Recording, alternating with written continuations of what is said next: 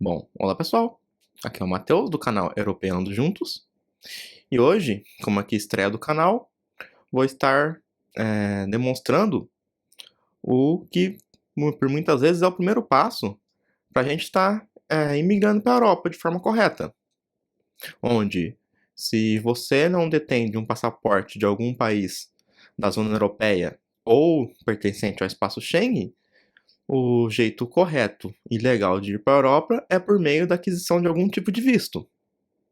Em especial, hoje vou estar demonstrando como ser solicitado o visto D2 para estar ingressando em Portugal, na minha experiência, que é o de um profissional de TI. Então, vamos lá? Então, primeiramente, o que a gente vai precisar para pedir um visto D2? Atualmente, os vistos para Portugal, sejam o visto D2, D3, D1, visto de procura de trabalho, todos os vistos de Portugal atualmente são feitos por intermédios da VSF Global, que é uma empresa terceirizada que faz esse intermédio entre o consulado português e as pessoas que querem adquirir algum tipo de visto. Então, para ser realizada essa solicitação, você vai precisar ou ir lá diretamente em uma das agências que eles têm em algumas capitais aqui do país, detendo os documentos, previamente fazendo o agendamento, é claro, ou estar realizando o envio dos seus documentos para uma das agências deles via correio, que foi o meu caso. Então, quais documentos a gente vai precisar? No primeiro caso, vamos precisar preencher o formulário oficial de solicitação de visto, que deve ser preenchido de forma manuscrita, em especial a parte da assinatura, sendo os demais campos podendo ser preenchidos de forma digital. Mas a assinatura de forma restrita você vai precisar preencher a caneta, não sendo válido uma assinatura de forma digital. Ou, como no meu caso, por via das dúvidas, eu encaminhei as duas opções. Eu imprimi e preenchi o formulário tanto de forma digital, com a assinatura em mão, é claro, quanto todo o formulário feito por escrita à caneta. Então eu encaminhei os dois, até porque, para evitar alguma confusão de dados, algum dado, simplesmente alguns campos são bem pequenos, você necessita preencher muitos dados nesse campo, então acaba tendo que fazer uma letra pequena. Então, para evitar inconsistências na letra que possa dificultar a leitura, eu acabei encaminhando as duas opções, só que ambas assinado à mão. Bom, em sequência, vamos precisar de uma cópia autenticada em cartório da página de identificação do passaporte. Então, a gente vai precisar tirar um xerox do passaporte e autenticar em cartório. Essa podendo ser uma autenticação simples, não precisando ser apostilamento. Em seguida, vamos precisar de uma carta das intenções redigida pelo solicitante explicando os motivos pelos quais ele deseja ir Portugal, onde ficará alojado, com o que irá trabalhar, escrevendo as funções, regime de trabalho, entre outras informações que considere relevantes, onde aqui no posterior no vídeo eu vou estar encaminhando um exemplo, com foco em TI, é claro, né? E essa carta pode ser impressa, só que também, novamente, a assinatura tem que ser à mão. Depois, vamos precisar dos nossos antecedentes criminais, e tem que ser uma impressão recente, né, de pelo menos 30 dias. E esse certidão dos antecedentes necessita ser apostilado em AIA. E também vamos precisar de uma autorização para a consulta dos registros criminais, o que é algo curioso, que a gente tem que encaminhar uma cópia dos registros criminais atualizada, só que também precisamos redigir uma carta, novamente, igual à carta anterior, podendo ser impressa, e temos que redigir uma carta autorizando o consulado português a fazer a consulta dos nossos antecedentes criminais. Em sequência, necessitamos do seguro de saúde internacional. O requerente deverá apresentar um seguro de saúde particular, com cobertura de 30 mil euros ou 80 mil reais, válido pelo período de no mínimo um ano, ou o PP4, que pode ser emitido diretamente pelo o site do governo e sendo esse documento emitido de forma gratuita, onde o PB4 é uma parceria entre alguns países de língua portuguesa que permitem troca de recursos entre os sistemas públicos de saúde. Então, assim, caso você necessite passar em algum hospital em Portugal, o SUS nosso vai estar cobrindo o seu seguro de saúde. Então, é uma parceria entre os países para utilizar do sistema público de saúde em todos os países. Sendo que seja a cópia seja o PB4 impresso, ou o seguro de saúde, a gente também vai ter que estar autenticando em AIA. Precisando também um comprovativo das habilidades acadêmicas. Nesse caso, uma cópia simples. Então, todos os seus diplomas, certificações, em especial que a gente da área de TI, certificações na área, diplomas, certificados de cursos, a gente pode estar incluindo tudo, seja pós-graduações ou faculdade. Então, tudo que te demonstre suas habilidades que você citou previamente naquela carta que eles pedem para estar declarando seus motivos de você estar querendo ir para Portugal, a gente vai anexar aqui todos esses comprovativos. E esses não precisam ser autenticados. Um comprovante de alojamento, que seja um comprovante de reserva de hotel no período mínimo de 7 dias, com cancelamento grátis. Então, você vai poder precisar fazer uma reserva em algum hotel na cidade para onde você deseja ir em Portugal. Nem no meu caso, eu fiz uma reserva de 7 a... Não, no caso eu acho que fiz de 15 dias, se eu não me engano. Ele pede no mínimo 7, então tem que ser superior a 7. Então a reserva pode ser, por exemplo, o que eu utilizei no Booking.com. Tem a opção de filtro para você filtrar somente as reservas que possibilitam o cancelamento grátis. E em especial, no caso do Booking, também tem a opção de você só pagar no ato da efetivação da reserva.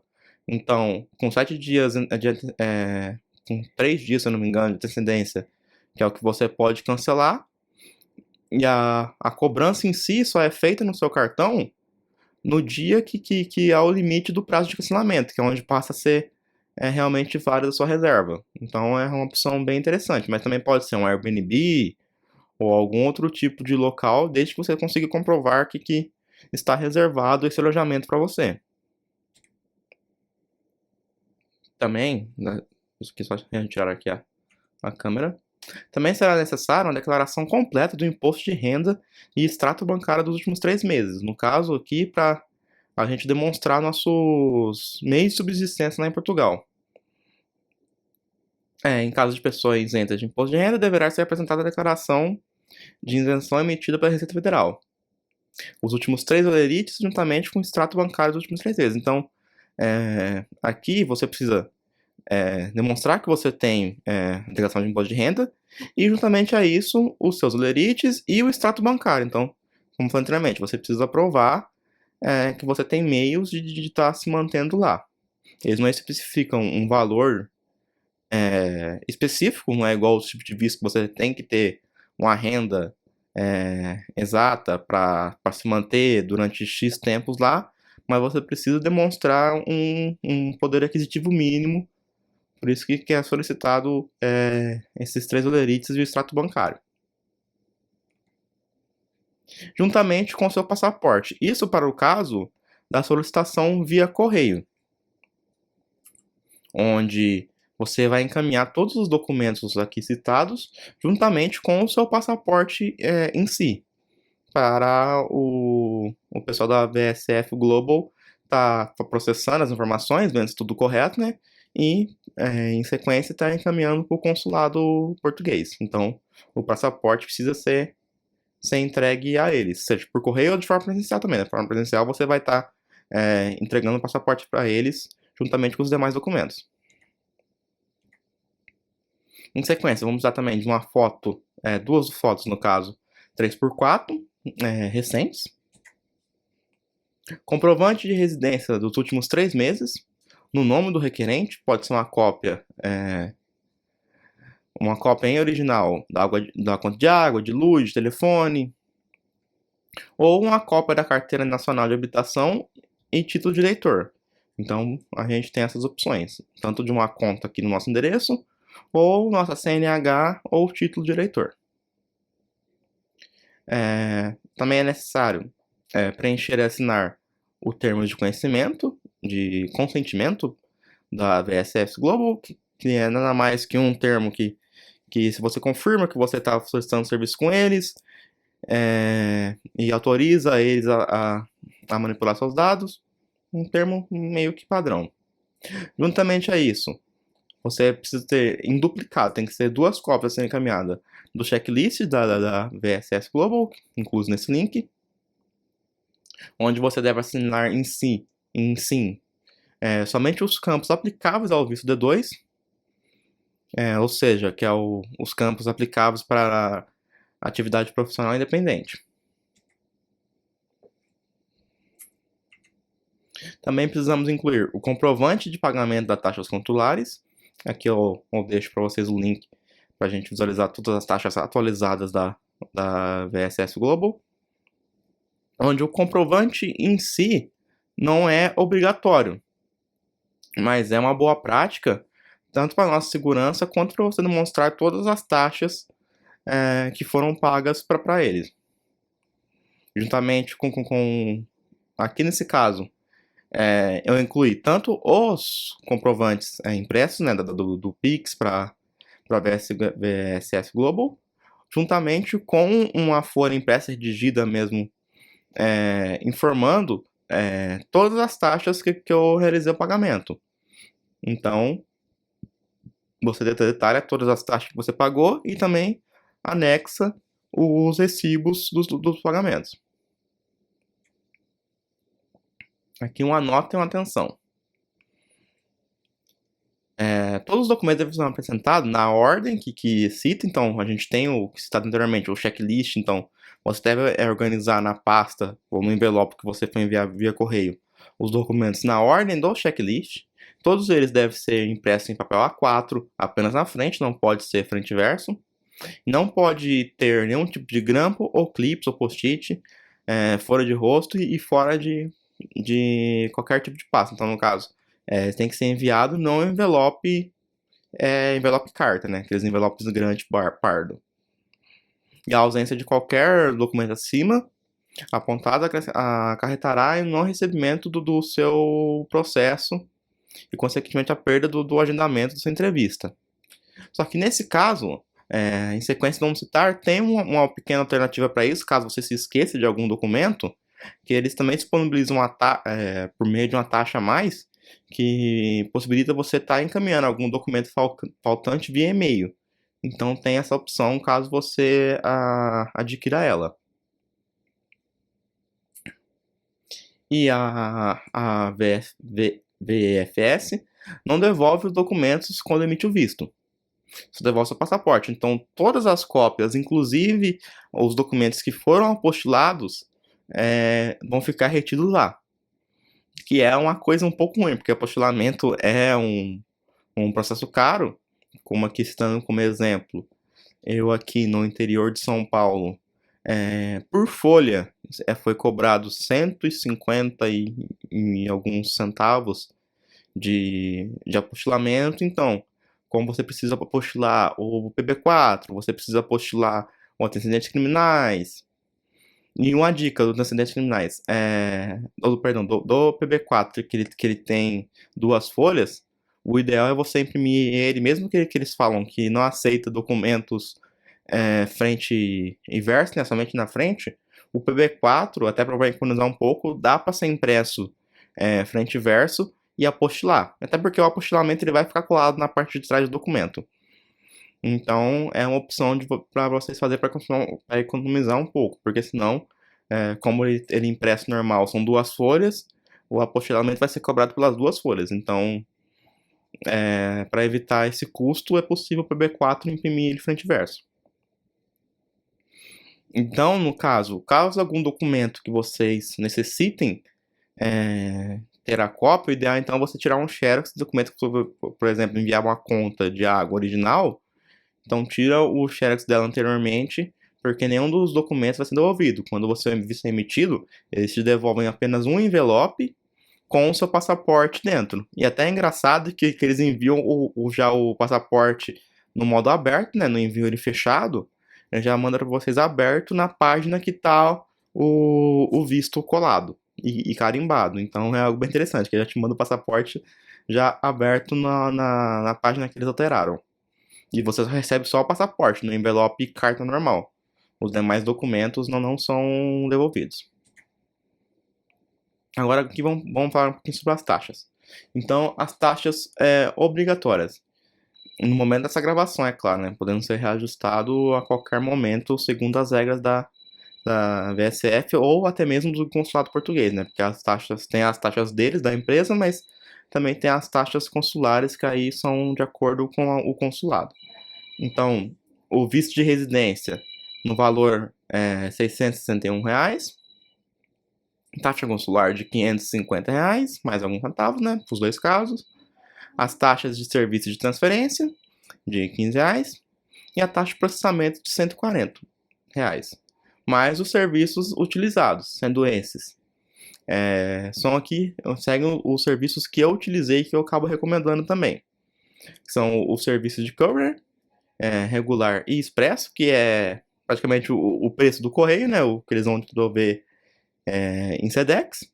Ou caso você queira o regular, né? Que eu creio que deve ser do tipo PAC, eu optei pelo expresso.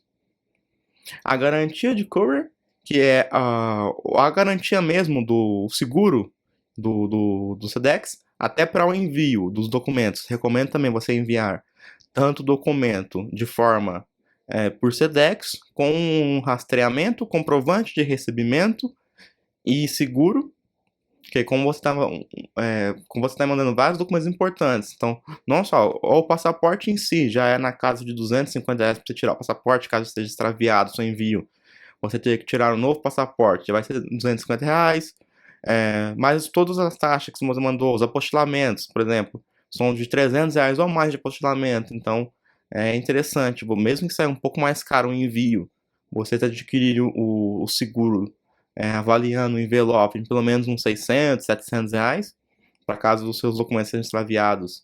Além do transtorno, você possa retirá-los novamente, né, sem ter esse custo a mais para vocês, então é interessante no envio vocês optarem também pela garantia.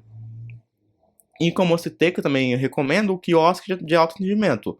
Foi um serviço que eu não cheguei a precisar utilizar, mas eu incluí já para prevenir. Eu não incluí aqui justamente porque eu não tive nenhum retorno por esse. No meu caso, mesmo, eu não tive nenhum retorno, mas eles também disponibilizam, que eu creio que seja em torno de R$ 15, um serviço de SMS, para você receber todas as atualizações via SMS.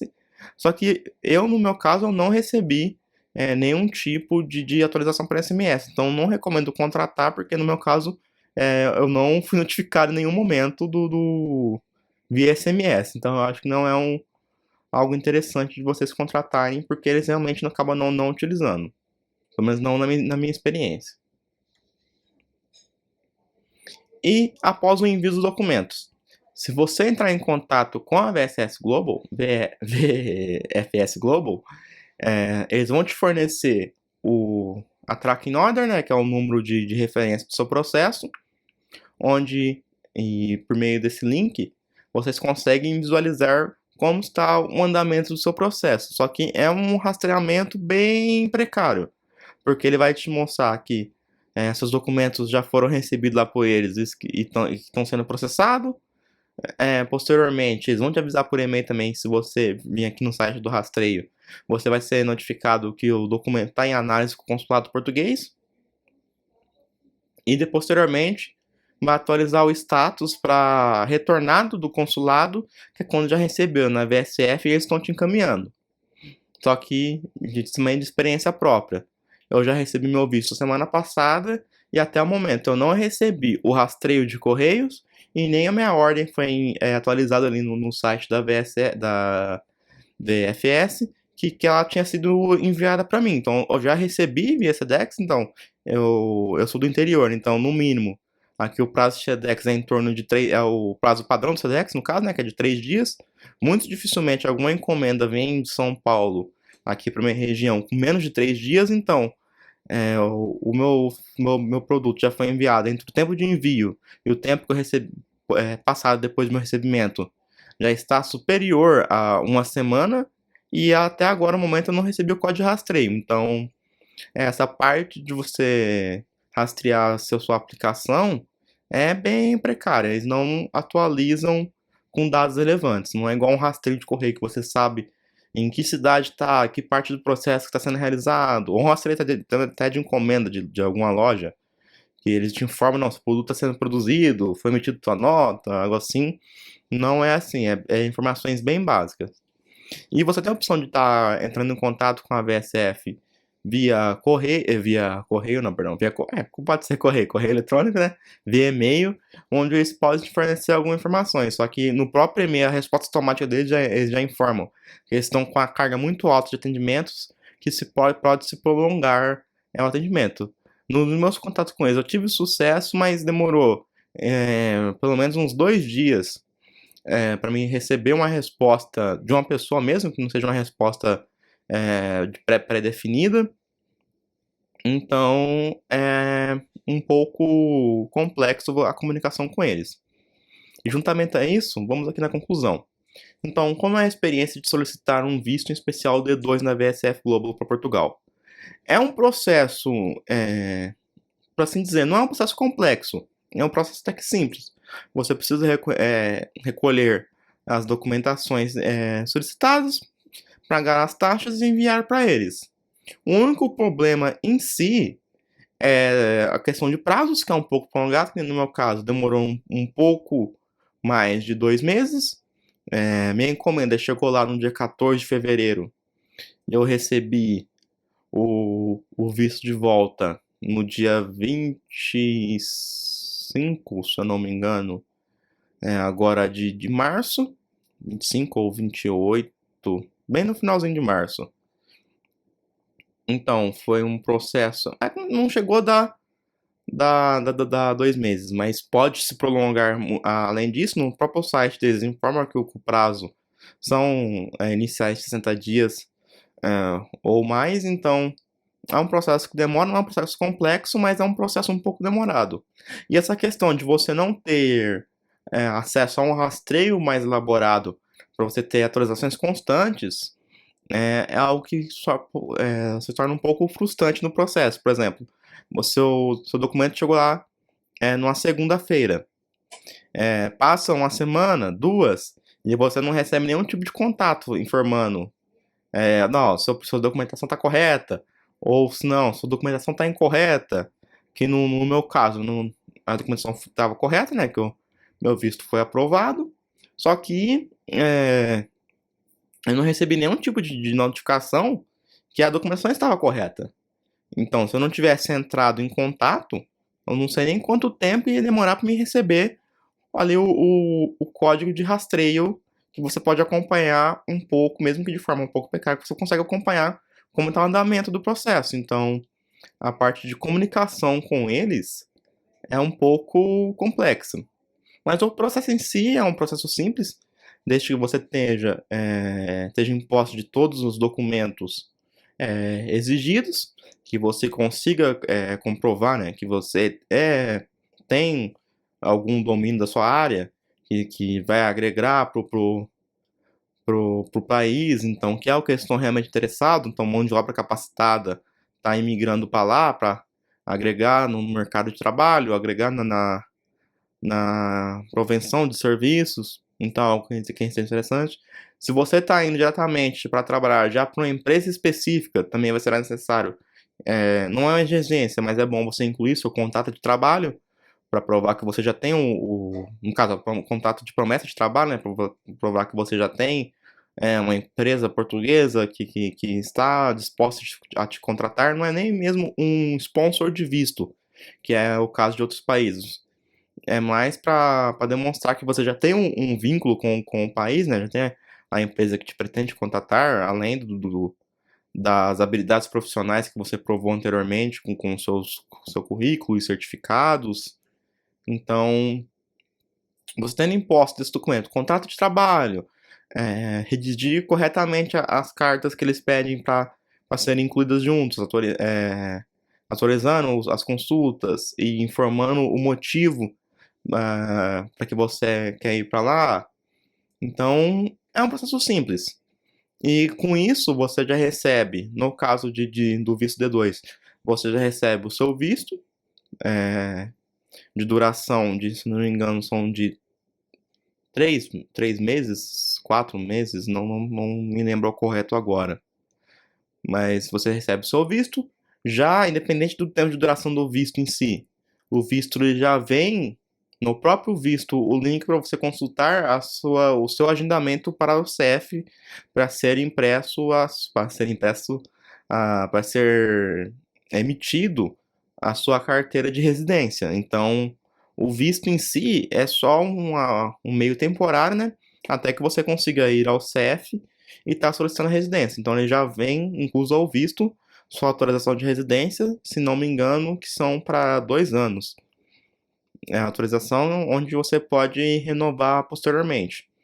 Então, juntamente ao visto, você já tem um agendamento que vai culminar na sua autorização de residência. E junto a isso, que é um caso bem interessante para os vistos de Portugal, é que você ganha juntamente isso o direito de estar fazendo a realocação, ou realocação não, o reagrupamento familiar, que te permite transferir a sua residência. Então, todos os membros que são dependentes seus, sejam esposa, filhos, caso você comprove que são dependentes mesmo, então pais, mães, irmãos, cunhados, praticamente todos os dependentes, não tem algumas exceções, né, mas a grande parte dos seus dependentes podem ser reagrupados familiar, onde todos eles vão ter também acesso à carteira de residência e também direitos